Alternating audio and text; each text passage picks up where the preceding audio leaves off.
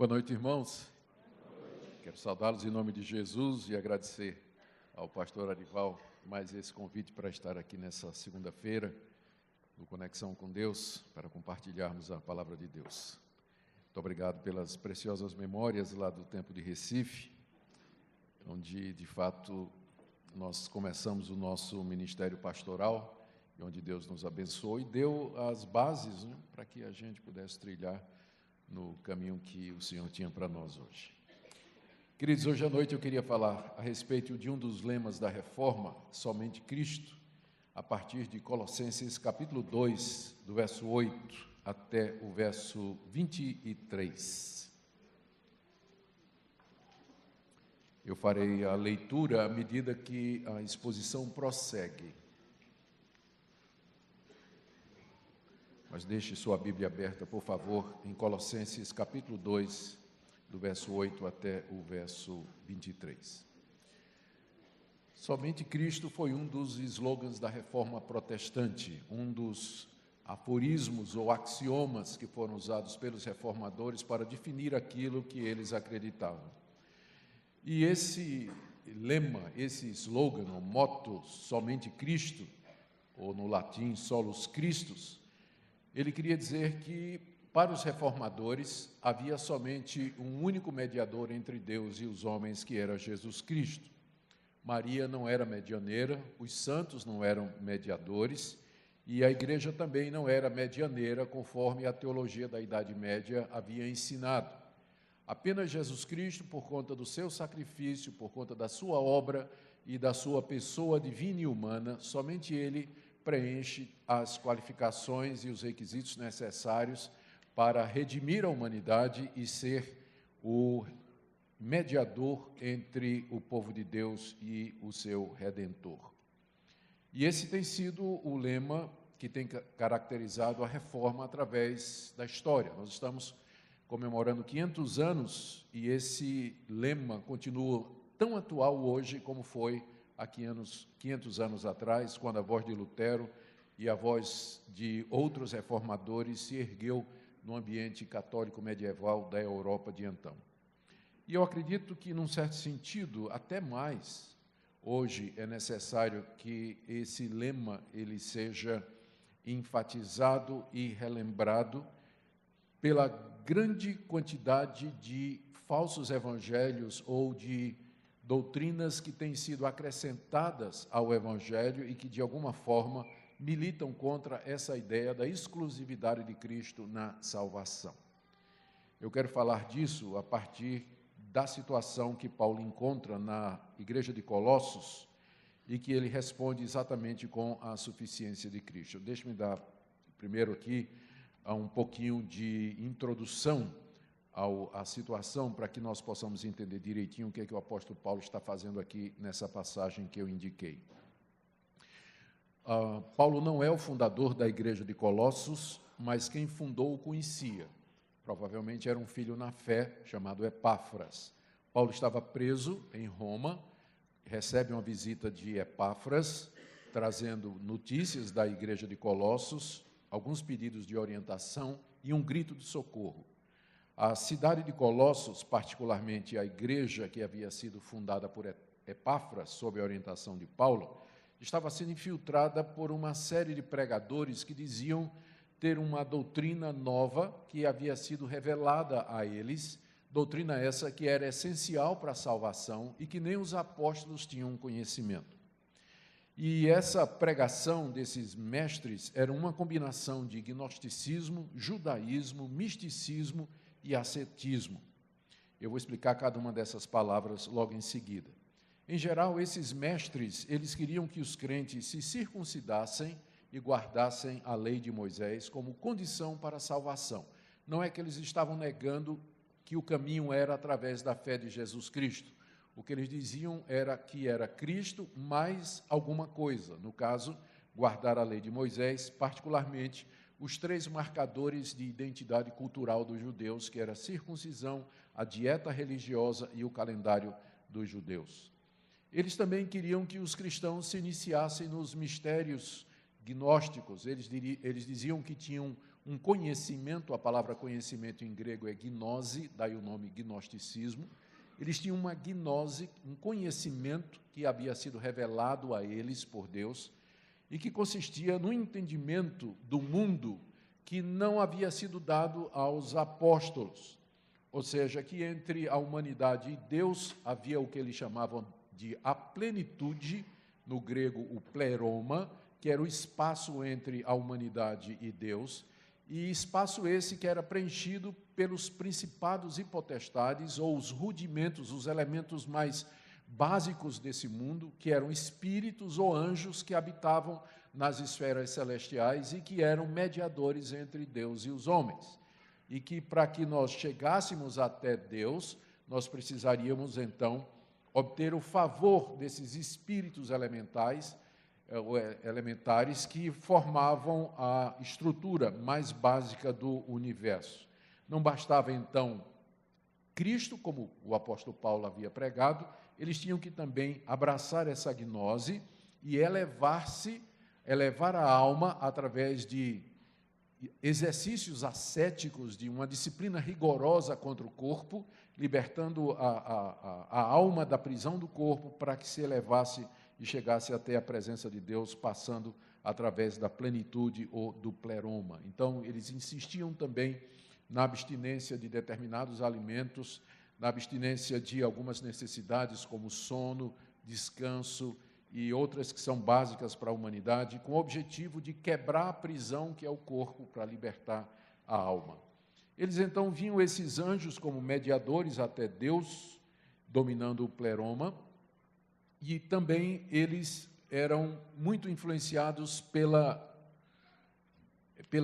neoplatonismo. Era uma filosofia que dominava o mundo da época e que tinha origem nas ideias de Platão, basicamente aquela ideia de que a realidade está dividida em dois andares. No andar de cima você tem o mundo ideal, o mundo das ideias, o mundo da perfeição, e no andar de baixo você tem um mundo material que é um reflexo do mundo ideal, do mundo das ideias. Portanto, tudo aquilo que é material, tudo aquilo que é tangível, tudo aquilo que você pode tocar, isso é inferior. E o que vale mesmo é aquilo que é espiritual. Então, estes eram os elementos que combinavam a pregação desses mestres. É um balaio de gato tão grande que só apareceu na cidade de Colossos. Não temos mais nenhum sinal desse sincretismo em outras cidades onde também havia igrejas cristãs. A região da Galácia tinha problemas, mas era só com legalismo. As igrejas da Ásia, a quem Cristo mandou João escrever aquelas cartas, tinham problemas também, mas era mais com relação ao mundanismo, à libertinagem, à doutrina de Balaão, dos nicolaítas, que eram ideias muito bem definidas, mas apenas em Colossos aparece essa coisa estranha que os estudiosos resolveram chamar de a heresia de Colossos, exatamente pelo seu caráter único. Ela misturava essas quatro coisas e se consistia num apelo muito grande para os cristãos. O que esses mestres queriam é que os cristãos, então, começassem a seguir aquele ensinamento e eles, então, se tornassem judaizados, né? Aplicassem-se as marcas do judaísmo, praticassem todo aquele ascetismo e adotassem aquela ideia da gnose. A resposta de Paulo a esse ensino é a suficiência de Cristo na salvação e na santificação. E esse é o tema central da carta que ele escreve aqui, destinada a Colossos, em resposta à demanda do seu amigo Epáfras.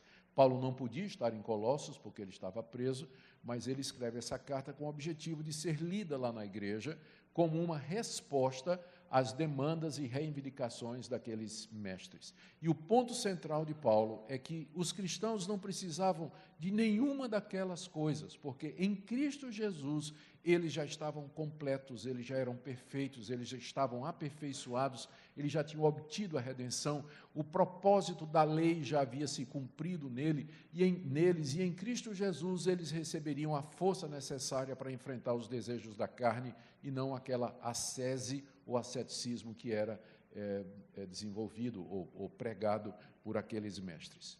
Por isso, a carta aos Colossenses, particularmente no que ela ensina sobre Cristo, aqui no capítulo 2, ela é tão importante, foi tão importante na Reforma, e ela é tão importante para os nossos dias, porque este ensino da suficiência de Cristo, ele continua sendo essencial, porque o gnosticismo, o misticismo, o legalismo e o ascetismo continuam vivos e ativos no meio dos evangélicos, muito mais do que a gente pensa, e eu vou querer mostrar isso a vocês nessa noite. E a resposta da Bíblia é exatamente a mesma, Cristo como sendo tudo aquilo que nós precisamos.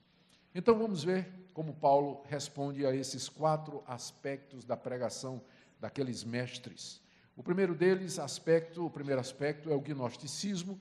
Paulo fala dele aqui do verso 8 ao verso 10 do capítulo 2. Leamos. Cuidado que ninguém vos venha a enredar com sua filosofia e vãs sutilezas, conforme a tradição dos homens, conforme os rudimentos do mundo, e não segundo Cristo, porquanto nele habita corporalmente toda a plenitude da divindade. Também nele estáis aperfeiçoados, ele é o cabeça de todo o principado e de toda potestade. Paulo diz aqui 4 coisas a respeito do elemento gnóstico daquele ensino. Primeiro, que era uma filosofia, está aí no verso 8, cuidado que ninguém venha vos enredar com a sua filosofia. Particularmente, como eu já mencionei, era uma filosofia de corte neoplatonista, que influenciava a dualidade entre espírito e matéria, e era o tipo de pensamento que permeava a cultura greco-romana daquela época. Paulo diz, cuidado que esse pessoal não venha enganar vocês com essa filosofia. Não é que Paulo seja contra a filosofia, mas ele é contra filosofias que são, na sua essência, anticristãs ou anti a revelação de Deus, como no caso era o neoplatonismo, porque fazia uma distinção entre espírito e matéria que não é bíblico. O Deus do espírito é o mesmo Deus da matéria, e para Deus o espírito e a matéria são igualmente importantes, tanto é que Cristo morreu na cruz para salvar o meu espírito, mas ressuscitou fisicamente para redimir o meu corpo.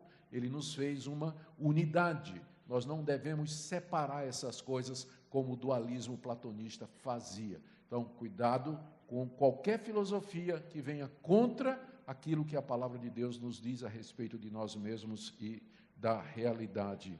Em seguida, ele acrescenta, não só filosofia, mas vãs sutilezas.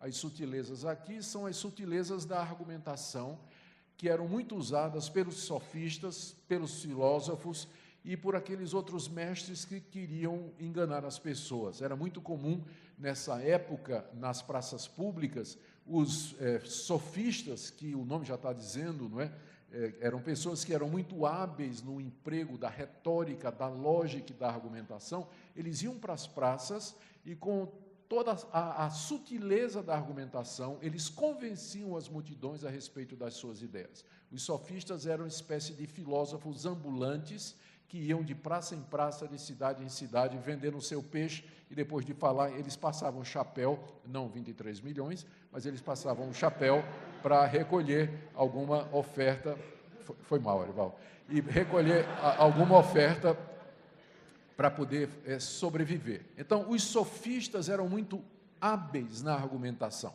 Eles usavam de sutilezas da retórica e eram impressionantes e bastante convincentes, Paulo está consciente do perigo que as vãs sutilezas usadas como argumentação contra as coisas de Deus, Paulo está consciente do poder delas e do perigo delas, por isso ele diz, cuidado, que ninguém engane vocês, usando de argumentos filosóficos e das sutilezas da argumentação para enredar você. É isso que a palavra enredar significa, prender a sua mente com argumentos. Enredar era o verbo que era usado para quando o caçador preparava uma rede para apanhar pássaros. Então, quando ele diz, cuidado que ninguém venha enredar vocês com filosofias e vãs sutilezas, dizendo, cuidado que ninguém apanhe você numa armadilha mental, e você fique preso, você fique sem saída, você fique sem entender ou ter uma resposta para esse tipo de argumentação que é colocado aí. Terceira coisa que Paulo diz ainda no verso 8, cuidado com a filosofia deles, vãs sutilezas, conforme a tradição dos homens. Nós podemos entender isso de duas maneiras.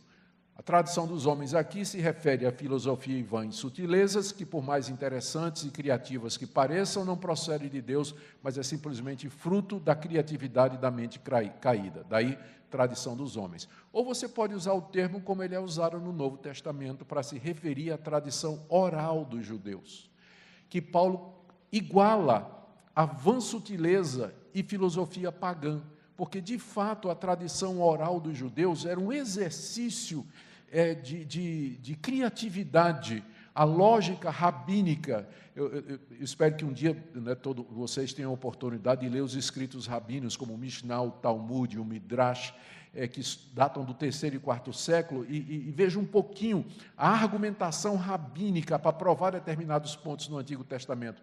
É um arrazoado de raciocínios tão falaciosos que parecem essas vãs sutilezas. Então, eu acho que Paulo aqui está se referindo exatamente à tradição oral dos judeus, conforme era usada pelos rabinos, que ele iguala a esse tipo de sutileza usados pelos filósofos para enganar as pessoas. Como eu disse, essa mensagem, essa heresia, ela era uma combinação de judaísmo com a mentalidade pagã, né? Então, não é sem razão que ele menciona aqui essa tradição dos homens. E a última coisa que ele diz a respeito dessa veia gnóstica é conforme os rudimentos do mundo. A expressão rudimentos do mundo só aparece aqui na carta aos Gálatas. E ela é uma expressão que a gente encontra nos escritos gregos fora da Bíblia. Os rudimentos do mundo se referem aos elementos fundamentais que compõem o universo. E dentro da religião gnóstica se refere aos espíritos que habitam nesses elementos. Os espíritos que estão na água, no ar, no fogo, na matéria, e são como se fossem anjos que dominam essas esferas até que nós cheguemos ao conhecimento de Deus. Então, ao citar aqui rudimentos do mundo, Paulo demonstra que ele tem conhecimento do pensamento gnóstico que já estava se formando no 1º século. Na verdade, esse gnosticismo ele só vai se organizar como religião no século II.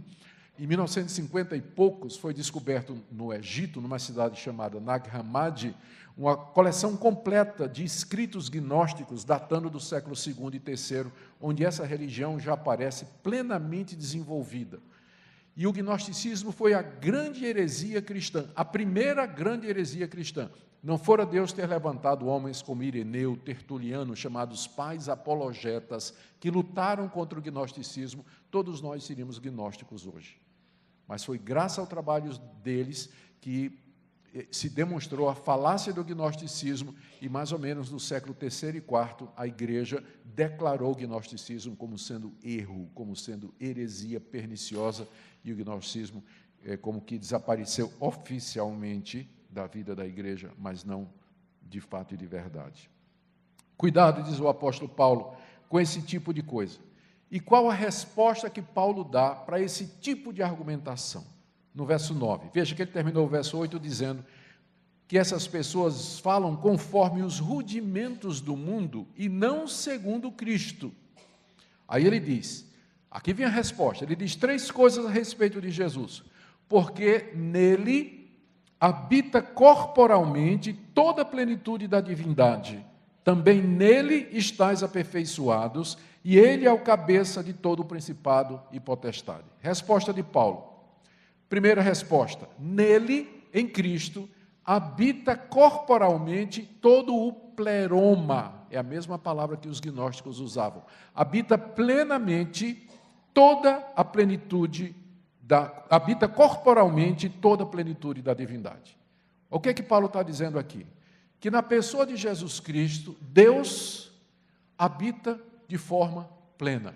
Aquela plenitude mencionada pelos gnósticos, o espaço, ou o tempo, ou a realidade que nos separa até Deus, ela se encontra contida na pessoa de Jesus Cristo, porque o próprio Deus habita em Jesus Cristo em plenitude. Então, eu não preciso ir atrás de filosofias e ideias que me prometem uma plenitude, porque no meu Salvador, Deus, que é a realidade maior e última de todas as coisas, já habita plenamente. Paulo está respondendo conscientemente com vocabulário gnóstico às reivindicações daqueles mestres.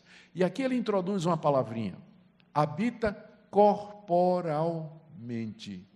E essa palavra aqui faz todo sentido, porque na filosofia neoplatônica, o corpo era inferior à alma. E ao dizer que em Cristo Deus habita plenamente, Paulo está redimindo o corpo, está dando ao corpo uma dignidade, a ponto de que o próprio Deus habita num corpo humano plenamente. E esse é Jesus Cristo. Só nessa frase ele acaba com o neoplatonismo e com a ideia gnóstica de plenitude, dizendo, em Cristo Jesus nós temos, na verdade, a fusão, não é, ou a combinação da glória e da graça e da dignidade da humanidade plena, física, num corpo, e de toda a plenitude de Deus habitando num só ser, numa mesma pessoa, que é Jesus de Nazaré. Segunda coisa que ele diz, está no verso 10, também nele estáis aperfeiçoados. Vocês não precisam de alguém chegar para vocês e dizer assim, se você não fizer isso, se você não se circuncidar, se você não adorar os anjos, se você não se você não se privar de determinados alimentos, você nunca vai alcançar aquela perfeição que Deus planejou para você. Não, diz o apóstolo Paulo, nele estáis aperfeiçoados. Estáis aperfeiçoados. Ou seja, diante de Deus, você já foi perdoado, recebido, adotado como filho e glorificado. Deus olha para você em Cristo Jesus e você é perfeito diante de Deus. Não há absolutamente nada mais que você possa fazer nesse mundo para que você se torne 1 grama, 1 centímetro, 1 milímetro ou qualquer outra medida mais perfeito diante de Deus do que você já é agora em Cristo Jesus. É claro que essa perfeição, ela está sendo trabalhada na prática diante de nós, mas da perspectiva de Deus, veja como Paulo diz, já estáis aperfeiçoados. Em Cristo você já tem tudo o que você precisa para ser perfeito, você não precisa de absolutamente mais nada. Terceiro argumento de Paulo, ainda no final do verso 10, ele é o cabeça de todo principado e potestade. A expressão principado e potestade significa simplesmente os anjos, dependendo do contexto, os anjos bons ou os anjos maus. Aqui os dois, né? Os anjos em geral. Jesus Cristo é o cabeça da raça angélica. Por que é que eu vou adorar anjo? Por que é que eu vou seguir anjos, tentar obter o favor de anjos, se eu conheço aquele que é o cabeça dos principados e potestades? Eis a resposta de Paulo para as demandas do gnosticismo. Eu já sou perfeito em Cristo, nele existe toda a plenitude de Deus, e ele é o cabeça de todo o principado e potestade. Eu não preciso dessa heresia, eu não preciso desse ensino, eu não preciso dessa gnose. Em Cristo eu estou completo, em Cristo Deus proveu tudo o que é necessário para a minha salvação e para a minha redenção. E vem o segundo elemento agora, que é o legalismo. Paulo gasta mais tempo com ele, está do verso 11 até o verso 17. Vamos ler. Nele também fostes circuncidados, não por intermédio de mãos, mas no despojamento do corpo da carne, que é a circuncisão de Cristo, tendo sido sepultados juntamente com ele no batismo, no qual igualmente fostes ressuscitados, mediante a fé no poder de Deus, que o ressuscitou dentre os mortos. E a vós outros que estáveis mortos pelas vossas transgressões e pela incircuncisão de vossa carne, vos deu vida juntamente com ele, perdoando todos os nossos delitos, tendo cancelado o escrito de dívida que era contra nós e que constava de ordenanças, o qual nos era prejudicial, removeu inteiramente, encravando na cruz, e despojando os principados e as potestades, publicamente os expôs ao desprezo, triunfando deles na cruz. Ninguém, pois, vos julgue por causa da comida e bebida, dia de festa, lua nova ou sábados, porque tudo isso tem sido sombra das coisas que haviam de vir, porém o corpo é de Cristo. Aqui Paulo está respondendo ao elemento legalista daquela heresia. E o que é que aquela heresia queria? O que é que aqueles mestres demandavam? Nós já dissemos, eles queriam que os crentes se circuncidassem, porque só Cristo não era suficiente. Eles precisavam da circuncisão, eles precisavam guardar aquela dieta religiosa que estava prescrita na lei de Moisés, tipo assim, não pode comer sangue, não pode comer porco, não pode comer esse tipo de animal, não pode comer aquele outro tipo de animal, e eles tinham que guardar as datas sagradas do calendário judeu, as 3 festas, Páscoa, Pentecostes e Tabernáculo, e também dias de lua nova, e também os sábados. Isso tudo, então, eram os marcadores religiosos de identidade judaica. Se você perguntasse a alguém no século I o que é um judeu, então a resposta seria: um judeu é aquele que não faz nada no sábado, não come carne de porco, e quando o filho nasce, corta, né? Corta. Então, é isso. Era isso, as três coisas que todo mundo sabia do judeu naquela época. E, de fato, essas três coisas se tornaram o que se chama os marcadores de identidade cultural e religiosa dos judeus. Pois bem, esses mestres queriam que os cristãos aplicassem a si aquilo ali. Talvez argumentando assim: o Messias era judeu. As escrituras, elas são judaicas. As promessas foram feitas a um judeu, Abraão. O templo foi construído por um judeu chamado Salomão. Os sacrifícios foram feitos por sacerdotes que eram todos judeus. Então, você não pode tirar o elemento judaico de dentro do cristianismo, ele tem que estar presente. Talvez a argumentação fosse mais ou menos nesse tipo, não é? Olha a resposta do apóstolo Paulo a partir do verso 11, né? Na verdade, são 2 pontos que se subdividem. Vamos tentar seguir aqui o raciocínio. O primeiro ponto de Paulo aqui é que aqueles cristãos, eles não precisavam se circuncidar, porque a conversão a Cristo equivale e, na verdade, é superior à circuncisão. Veja aí o capítulo 2, verso 11. Nele também, o também é porque ele tinha dito antes que em Cristo eles estavam aperfeiçoados, né? Está vendo aí no verso 10? Nele também estáis aperfeiçoados. E no verso 11, nele também, ele está continuando a argumentação, nele também fostes circuncidados. Vocês já foram circuncidados em Cristo. Então, vocês não precisam de circuncisão. Já foram circuncidados. Aí ele explica. Não por intermédio de mãos. O que é que isso, como é que, né? A resposta que a gente dá para essa expressão aqui, que Paulo está dizendo, vocês já foram circuncidados, mas não por intermédio de mãos, é que talvez, não é, há uma tradição que diz que os rabinos, eles deixavam crescer a unha do polegar e afiavam dos 2 lados. Então, quando o menino era levado para circuncidar, né, voava fora. Então, daí essa expressão, vocês não foram circuncidados por meio de mãos, está se referindo à circuncisão efetuada pelos rabinos, como marca do povo da aliança do Antigo Testamento. Não, Paulo diz no verso 11, mas vocês foram circuncidados no despojamento do corpo da carne, que é a circuncisão de Cristo. A circuncisão rabínica era o despojamento da carne do prepúcio, que é o membro masculino. Mas aquilo representava uma outra circuncisão que era superior, que era a remoção da carne pecaminosa do meu coração, que Paulo chama a circuncisão de Cristo. Então, a circuncisão no Antigo Testamento, ela era uma analogia, ela era um símbolo da conversão, que quando a pessoa se converte, o poder do pecado é quebrado em sua vida, uma nova natureza é implantada nele, ou na expressão de Paulo, ele é circuncidado no seu coração. E já no Antigo Testamento, o que é que os profetas diziam? Circuncidai os vossos corações e não a vossa carne. Lembra desse apelo? Na verdade, foi Moisés que fez. Ele disse mesmo, circuncidem o coração de vocês e não a carne, porque é apenas uma figura externa. Então, Paulo diz, vocês não precisam de circuncisão, porque vocês já foram circuncisados, e o batismo é um símbolo disso. Verso 12, tendo sido sepultados juntamente com ele no batismo, no qual igualmente fostes ressuscitados mediante a fé no poder de Deus que o ressuscitou dentre os mortos. Aqui você vê que o apóstolo Paulo equivale o batismo cristão à circuncisão do Antigo Testamento.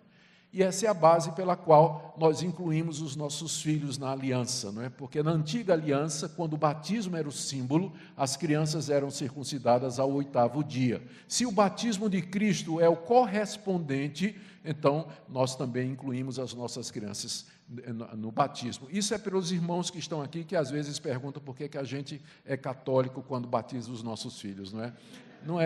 Presbiteriano não é católico manso, pode ter certeza. A gente não batiza os filhos pela mesma razão que a Igreja Católica batiza, é outra coisa completamente diferente. Nosso argumento é esse aqui, é a analogia da circuncisão do Antigo Testamento com o batismo de Cristo. Mas isso depois Arival explica numa outra reunião, direitinho aí para vocês, tá bom?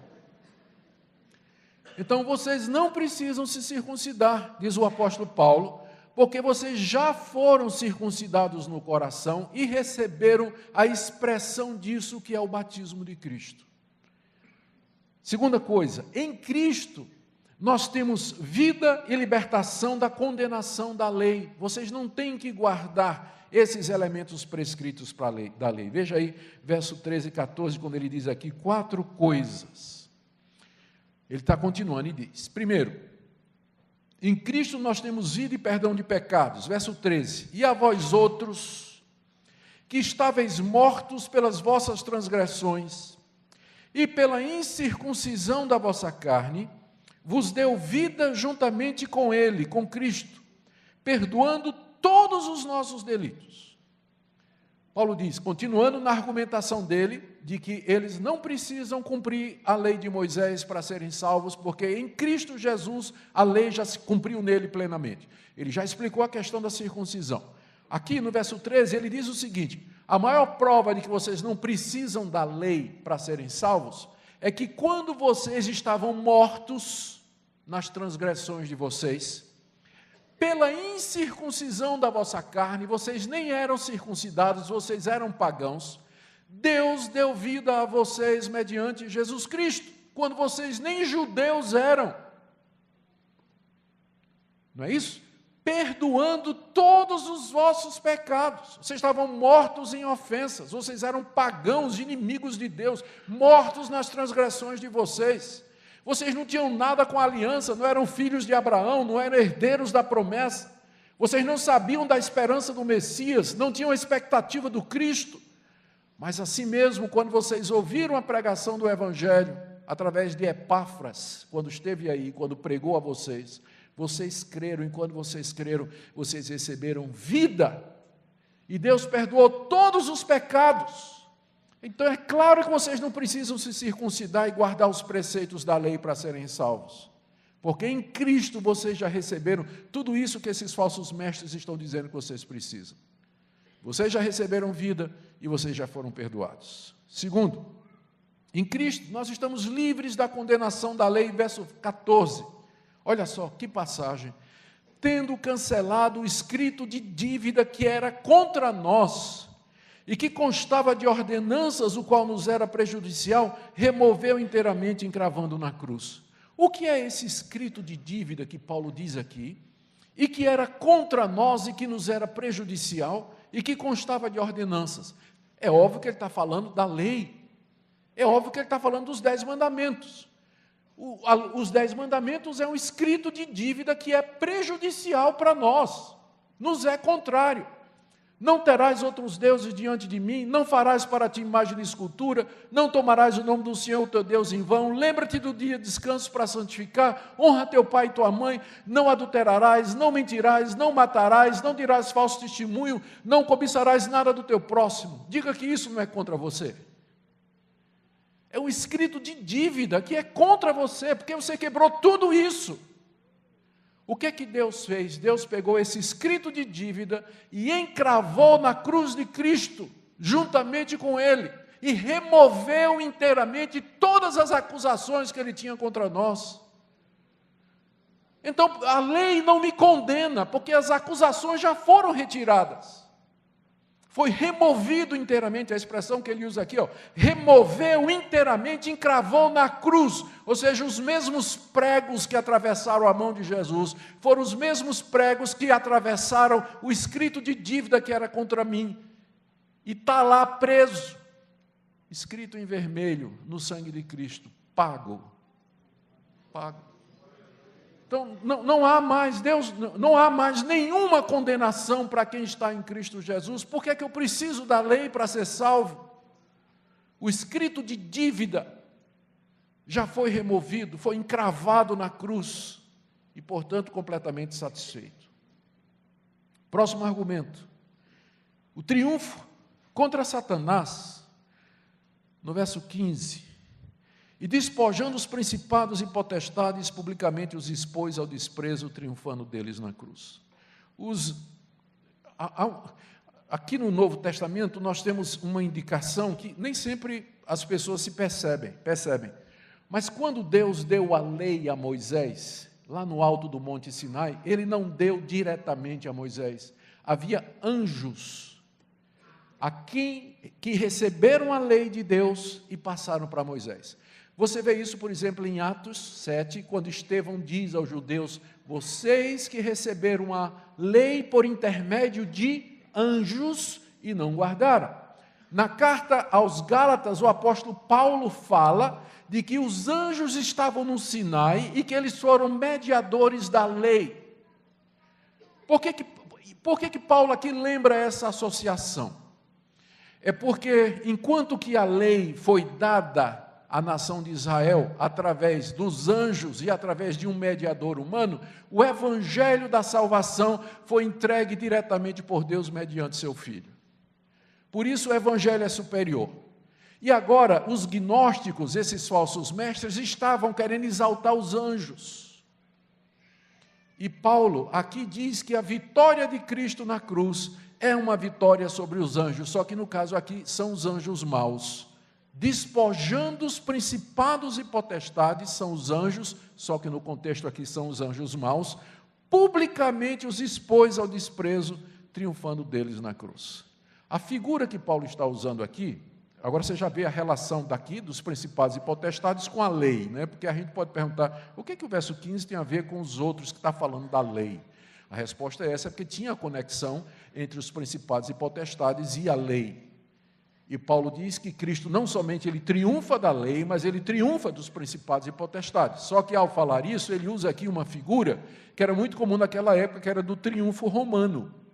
O general que chegava na sua aldeia vitorioso, depois de ter despojado os seus inimigos vencidos.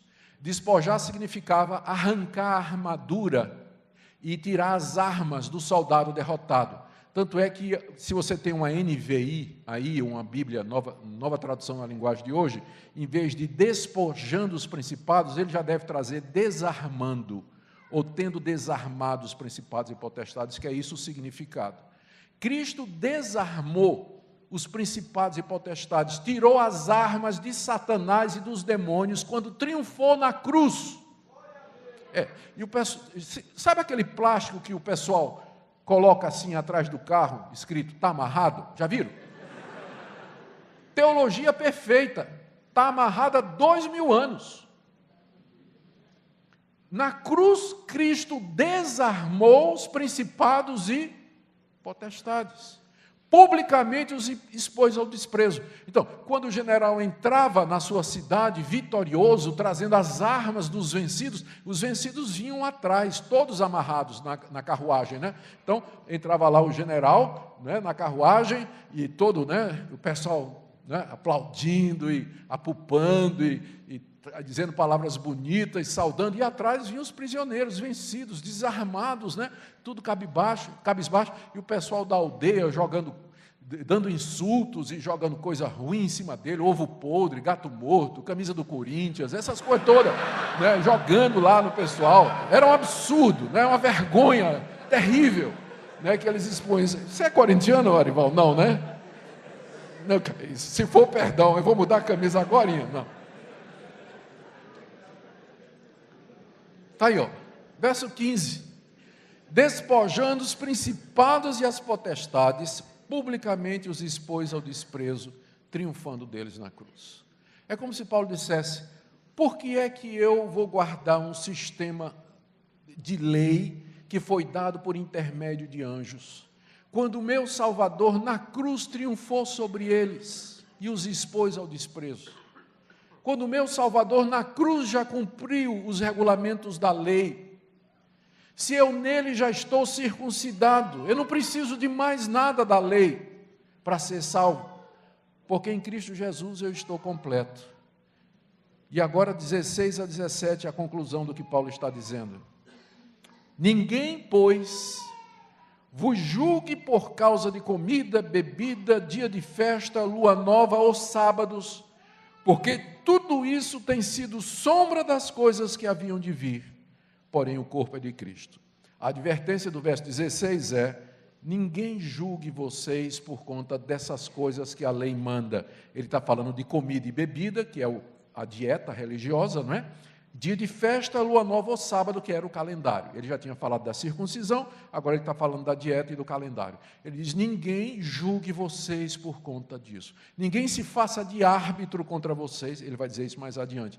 Ou seja, ninguém condene vocês porque vocês não guardam isso. E sabe por que ninguém deve condenar vocês? Por que vocês não guardam isso? Porque estas coisas eram sombra. Veja que figura bonita está aqui. Veja que figura bonita. Eu estou aqui. Atrás de mim, imagina, há um holofote, uma luz forte. E o pastor Arival se aproxima de mim por detrás. Eu não estou vendo ele. Não sei nem quem é. Mas qual é a primeira coisa que eu vou ver de Arival? A sombra. Então, vai chegando a sombra aqui. Eu não estou vendo o corpo que está projetando a sombra, mas eu estou vendo a sombra projetada pelo corpo. E eu estou vendo. Eu já posso discernir algumas coisas. Dá para ver que é homem, dá para ver que não é muito gordo, né? Dá para ver que, né, tem muito cabelo, dá para ver todas essas coisas assim, mais ou menos pela sombra você dá, mas você não consegue uma nitidez, não é? Agora o corpo, ele passa por mim e ele fica em frente de mim. Aí eu olho e eu discerno as feições, eu vejo Arival face a face. Aquele corpo que projetava a sombra, ele agora está diante de mim, e portanto eu não preciso mais da sombra. A lei, os sábados, as festas, eram sombras do corpo de Cristo. Cristo vem andando no Antigo Testamento, e ele projeta uma sombra, era isso que eles viam, a sombra do corpo de Cristo caminhando. Agora que Cristo chegou, eu não preciso mais da sombra. Por isso que eu não preciso do calendário judaico, eu não preciso da dieta religiosa dos judeus, por isso que eu não preciso de nada mais do judaísmo, porque era sombra do corpo de Cristo que já veio. Ninguém julgue vocês por conta disso. E às vezes o cristão pergunta: por que a gente não guarda o sábado e guarda o domingo? Ué, não tem Colossenses na sua Bíblia não, irmão? Sábado era sombra, ele era um tipo de Cristo que ressuscitou no primeiro dia da semana, mostrando claramente qual era a intenção de Deus quando nos deu o quarto mandamento, que nós guardássemos o primeiro dia, porque o outro é sombra do corpo, o corpo já veio e já ressuscitou. Então eu vou celebrar o corpo e não mais a sombra. Eu celebro o corpo, não a sombra. Não a sombra. Então, ninguém vos julgue por conta disso. Bom, está aqui. Agora vamos para o terceiro elemento, eu estou correndo aqui para terminar no tempo. Primeiro eu falei do gnosticismo, a resposta é Cristo. Depois veio o legalismo, e a resposta é a mesma, Cristo. Nele já cumprimos tudo que Deus exige de nós. Agora vem o misticismo, versos 18 e 19. Ninguém se faça árbitro contra vós outros, pretextando humildade e culto dos anjos, baseando-se em visões, enfatuado, sem motivo algum na sua mente carnal, e não retendo a cabeça, da qual todo o corpo, suprido e bem vinculado por suas juntas e ligamentos, cresce o crescimento que procede de Deus. Aqui Paulo está se referindo a uma das reivindicações daqueles falsos mestres, que era o que no verso 18, Paulo chama de culto aos anjos. Está vendo aí, no verso 18? Ninguém chegue para vocês pretextando humildade e culto aos anjos. Tipo assim, os anjos aqui são os rudimentos do mundo, são aqueles espíritos que habitam os elementos naturais e que os gnósticos diziam que povoavam todo o pleroma, a plenitude, até chegar à presença de Deus. Era preciso cultuá-los, era preciso entrar em contato com eles, era preciso obter o favor deles.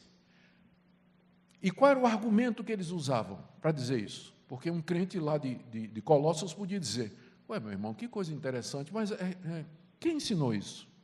Paulo ensinou isso? Não, Paulo não ensinou, não. Jesus ensinou isso, que nós temos que cultuar os anjos para poder chegar até Deus? Não, Jesus não ensinou isso, não. Mas como é que você sabe disso, então? Não, irmão, eu tinha uma visão. Você pensa que sou eu que estou inventando isso? Não, mas não, está aqui, ó. Baseando-se em...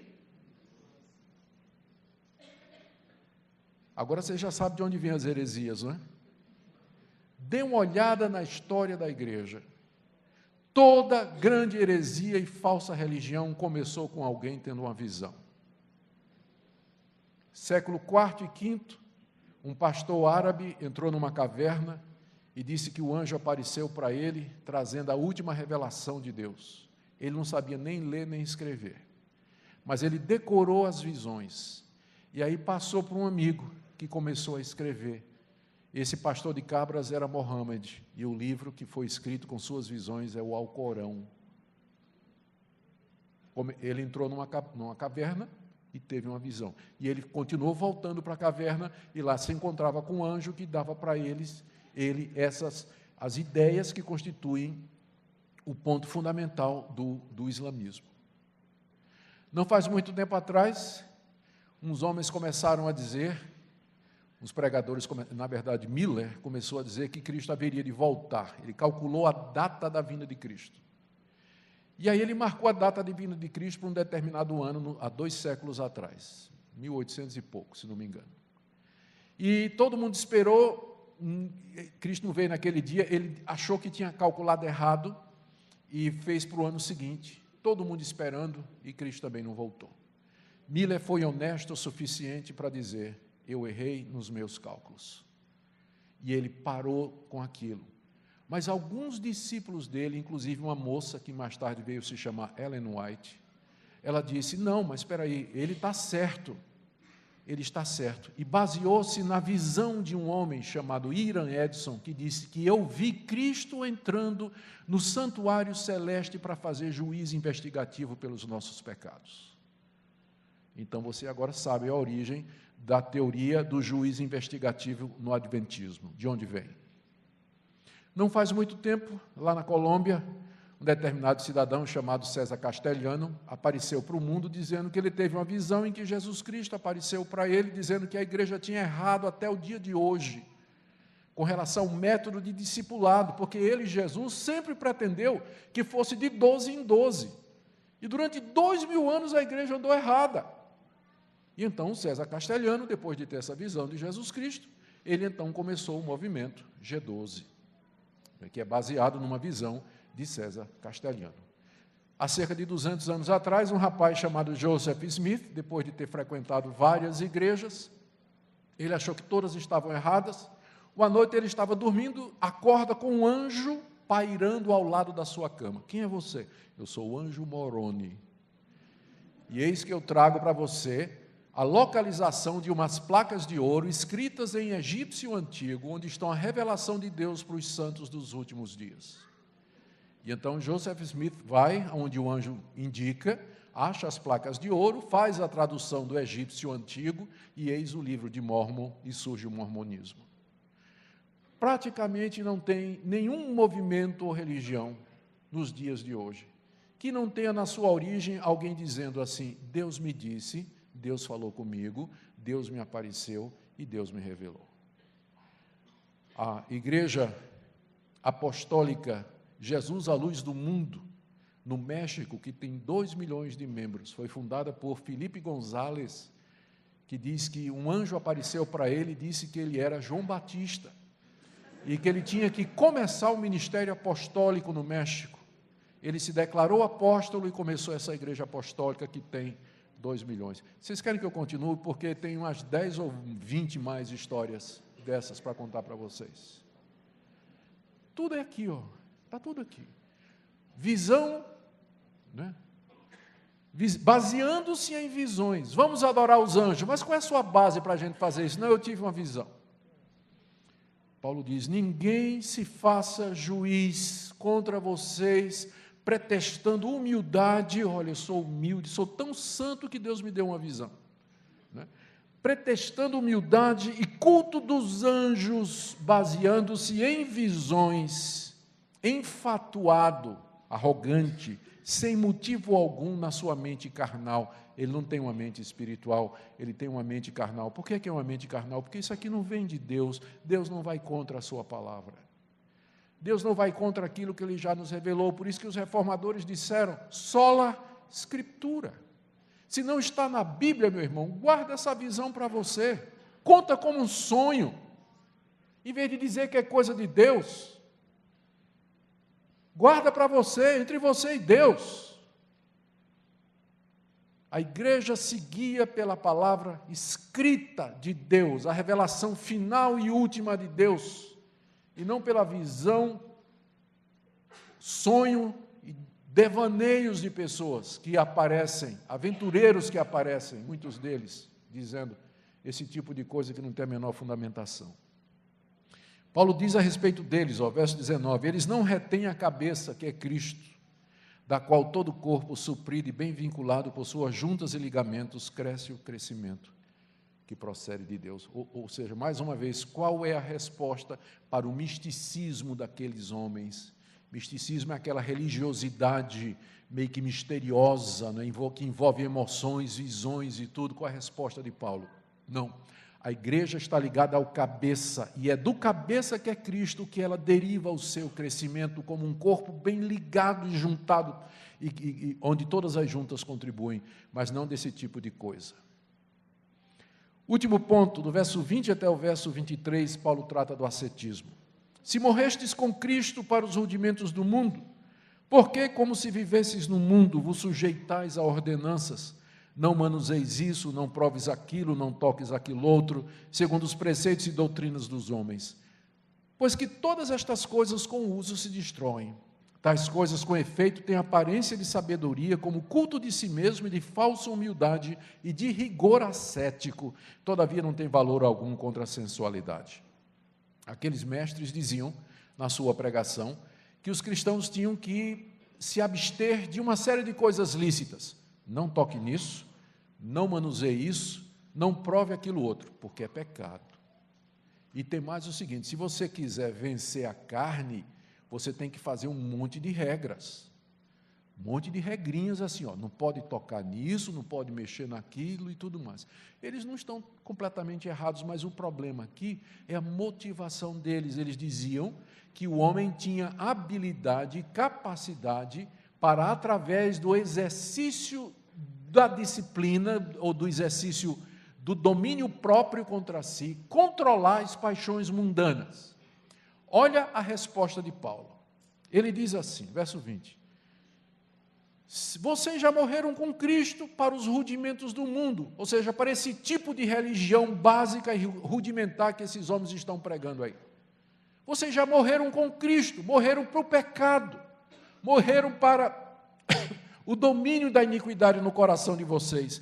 Então, por que vocês tentam se santificar, seguindo essas regrinhas do tipo, verso 21, não manuseie, não prove e não toque naquilo outro? Essas coisas, verso 22, elas são preceitos e doutrinas de homens. Onde é que na Bíblia está dizendo que nós vencemos o pecado que está no nosso coração? Pela guarda de regras, pela nossa própria vontade e força. Essas são doutrinas humanas. Paulo diz no final do verso 22, essas coisas com o uso se destroem. Quando você diz assim, você não pode comer isso, a comida com o uso, ela se destrói. Depois que você comeu, no dia seguinte ela já acabou, não é? Então essas coisas com o uso se destroem. Veja o poder delas. É só você usá-las que elas se destroem. Elas não são o problema. Essas coisas, 23, elas têm aparência de sabedoria. Você conhece isso, né? Você conhece fulano de tal? Fulano de tal é um santo homem de Deus.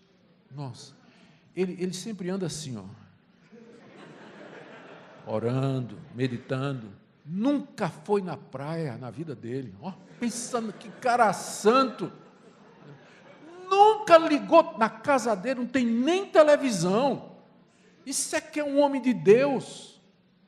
Facebook, nem pensar. Zap, meu Deus, nem pensar. Pense num cara santo. Conhece isso? Esse estereótipo de santidade? Olha o que é que Paulo diz sobre isso. Tais coisas, com efeito, têm aparência de sabedoria. Pois é, conhece a irmã Zefinha? Conheço. Nunca fez a sobrancelha na vida dela. Nunca rapou a perna. Pois é. Tais coisas têm... Arival está só lendo a Bíblia. Depois ele vai ter uma conversa comigo ali. Tais coisas, verso 23, elas têm aparência de sabedoria como culto de si mesmo. É culto de si mesmo. É aquilo que Jesus denunciou nos fariseus. Os fariseus desfiguravam o rosto para parecer aos homens que eles estavam jejuando. Os fariseus andavam assim, não é? O pessoal dizia, olha, isso é tanto jejuar. O irmão jejua, né? Jejua muito, né? Jejua muito. Até recentemente, né, uma pastora muito conhecida disse que ou você é crente ou você é gordo. Né? Que você não pode ser as duas coisas, você tem que jejuar. Não é crente ou é gordo, não pode ser as duas coisas. Pastor gordo, então, é uma contradição em termos, não é? Essas coisas têm aparência de sabedoria, é culto de si mesmo. Mas, ele diz aqui, culto de si mesmo, de falsa humildade, de rigor ascético, um ascetismo rigoroso porque Deus não pediu isso. Jejum, se você quiser fazer, faça, mas é voluntário. Faça e não condene quem não está com vontade de fazer. Olha o que é que Paulo diz no final do verso 23. Todavia, estas coisas não têm valor algum contra a sensualidade. Você pode fazer o que você quiser, você pode fazer uma lista de isso é proibido, isso é permitido, faça isso, não faça aquilo. Você pode usar rigor ascético, praticar todo esse tipo de disciplina espiritual, e sabe qual vai ser o efeito na sua sensualidade? Sensualidade são as paixões do nosso coração, particularmente as paixões sexuais. Sabe qual vai ser o efeito sobre elas? Zero. Porque a única coisa que mata o pecado no coração é a cruz de Cristo. Por isso que ele começa dizendo no verso 20, se vocês já morreram com Cristo na cruz, por que vocês estão correndo atrás desse tipo de coisa? Esse tipo de coisa não tem valor nenhum contra a sensualidade. Vocês já morreram com Cristo, é na união com Cristo morto e ressurreto que vocês vão encontrar poder para controlar as paixões do coração de vocês. Ou seja, qual é a resposta de Paulo para o ascetismo? Somente Cristo. E agora a gente pode fechar, né? Gnosticismo, com aquelas ideias assim, tem um conhecimento maravilhoso, especial, secreto, que é destinado aos iluminados e perfeitos. Resposta de Paulo, em Cristo nós já temos tudo. Nele nós já estamos aperfeiçoados, nele está toda a plenitude de Deus, e ele é o cabeça de todo principado e potestade. Então já está resolvido. Aí vem o legalista dizendo, não, mas você tem que guardar a lei de Moisés, você tem que se circuncidar, guardar a dieta e guardar o calendário. Não preciso, já estou circuncidado em Cristo Jesus, e a dieta e o calendário eram sombras do corpo de Cristo, eu celebro o corpo que veio, eu não vivo mais nas sombras, já passou. Ah, mas Deus me deu uma visão de anjos, que nós temos que adorar anjos. Não está na Bíblia, meu filho, a igreja está unida a Cristo, ele cresce unido a Cristo, e não há anjos, coisa desse tipo. Ah, mas você tem que mortificar o corpo, e você tem que dominar a sua sensualidade. Mas você já tem a base para isso, você está crucificado com Cristo, você não precisa ir para esses rudimentos, porque essas coisas com uso, elas se destroem, elas têm só aparência de culto, de sabedoria, mas no fim é culto de si mesmo e falsa humildade. Qualquer tentativa de santificação que é baseada no seu esforço é religião. Somente em Cristo você vai encontrar o poder para vencer o pecado. Agora nós podemos entender porque é que os reformadores disseram somente Cristo. Nele nós estamos perfeitos, aperfeiçoados, perdoados. Agora vamos perguntar, terminando, qual a aplicação disso para os nossos dias? Será que nos nossos dias, será que existe, por exemplo, no meio evangélico, será que existe gnosticismo? Pessoas que se apresentam dizendo que têm um conhecimento superior, um conhecimento secreto, e que eles são iluminados, são diferentes dos outros, e que os crentes precisam ter acesso a esse conhecimento para que possam, na verdade, alcançar essa plenitude? Será que no meio do povo evangélico tem legalismo? Do tipo assim, Cristo mais alguma coisa, Cristo mais campanha, Cristo mais dízimo, Cristo mais tamanho da saia, Cristo mais tamanho do cabelo, Cristo mais frequência à igreja, Cristo mais... Será que tem legalismo no meio evangélico? E misticismo? Gente dizendo que viu o anjo, viu o capeta, viu o céu, viu o inferno, viu tudo. E ascetismo, será que tem? Gente tentando se santificar e viver uma vida santa pelo seu próprio esforço, criando regrinhas e uma religião que não foi dada na Bíblia. Qual a resposta, gente, para tudo isso? O Evangelho precisa ser redescoberto, é pela graça, pela misericórdia de Deus, não é por nada em você, não é por nada em mim, mas porque Deus nos amou e nos chamou desde a fundação do mundo para sermos seus. É através de Cristo que na cruz do Calvário encravou o escrito de dívida que nos era contrário e nos deu a força para vencer o poder do pecado hoje. Há tanto evangélico carregando um fardo de uma religião que ele inventou, que a denominação dele inventou, e que vive oprimido, não sabe o que é a liberdade dos filhos de Deus. É claro que eu não estou dizendo que você vai sair da agora e fazer o que você quiser, não é? É isso que eu não estou dizendo isso, é claro. Uma pessoa que entendeu o que eu estou dizendo aqui, na verdade, ela vai sair daqui para ser mais santa, para viver uma vida mais alegre e feliz diante de Deus, para dizer a Deus, Deus, eu estou me sentindo livre, eu quero viver para a Tua glória, o que é que eu faço, Senhor, para Te agradar? Aí Deus vai dizer, está pronto para a resposta? Sim, Senhor, resposta, não terás outros deuses diante de mim, não farás para Ti imagem de escultura, não tomarás meu nome em vão, lembra-te do dia de descanso, honra teu pai e tua mãe. Não dirás falso testemunho, não adulterarás, não matarás, não cobiçarás nada do teu próximo. Só que agora você vai fazer essas coisas pelo motivo certo. Não é para ganhar nada de Deus, mas para mostrar sua gratidão a Deus. Lutero tinha um dito que era assim, a lei me leva a Cristo para a salvação, porque a lei mostra que eu sou um pecador. E ela me empurra para Cristo para a salvação. E Cristo me manda de volta à lei para a gratidão. Porque quando Deus, o Senhor me perdoou e me salvou, o que é que eu faço para Te agradar? A resposta de Deus, tenho só 10 coisas aqui. Quer me agradar? Senhor, e se eu não conseguir? Seu pecado já foi pago, meu filho. Senhor, e se eu quebrar um desses? Já está encravado na cruz, filho. Mas você vai tentar me agradar a sua vida toda fazendo isso aqui. Não para ganhar o meu favor, porque você já é meu. Já lhe perdoei quando você nem conhecia isso aqui, quando você já tinha quebrado tudo isso aqui, eu te amei e te perdoei. Mas agora você vai usar isso aqui como norma de gratidão para viver para a minha glória e para a bênção dos irmãos. Amém? Ó Deus, bendito seja o Teu nome pelo Teu Filho, em quem nós encontramos tudo o que precisamos aqui para o mundo vindouro. Glória ao Teu nome, por Jesus Cristo, Filho de Deus, Salvador, em quem habita corporalmente toda a plenitude da divindade. Ao Teu nome, Jesus, nós levantamos o nosso coração nessa noite e entregamos o nosso corpo a Ti, para que o Senhor nos use como instrumento da Tua glória. Enche-nos do Teu Espírito Santo, em nome de Jesus. Amém. Amém. Pastor.